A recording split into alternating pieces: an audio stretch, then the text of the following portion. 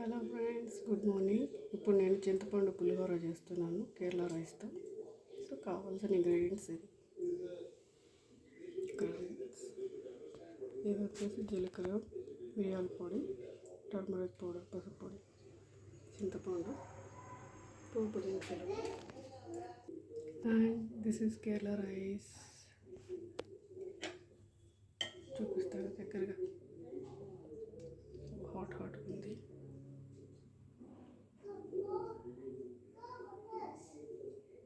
Kerala rice అంటారు, అది చాలా బాగుంటుంది, ట్రై చేయండి. పెనం మీద కొంచెం ఆయిల్ వేసుకొని జస్ట్ 2 స్పూన్స్ అంతా సరిపోతుంది. పోపు దినుసులు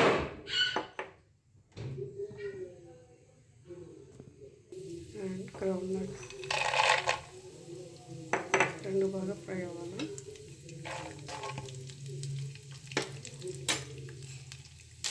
ఇప్పుడు పచ్చిమిరపకాయలు, ఈరుల్లి, కరివేపాకు ఇది కూడా బాగా ఫ్రై అవ్వాలండి.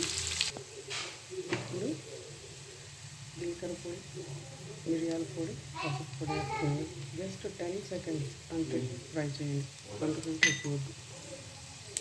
ఇప్పుడు సాల్ట్ ఒక స్పూన్ వేసుకోండి. మీ టేస్ట్ తగ్గట్టుగా ఎంతకాలో అడ్జస్ట్ చేసుకోవచ్చు. ఫస్ట్ అయితే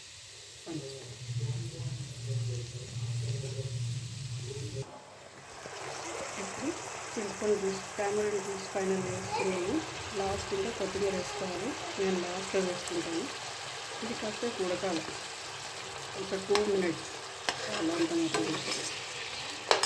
ఓకే, చూసారు. ఇప్పుడు రైస్ యాడ్ చేసుకోవాలి.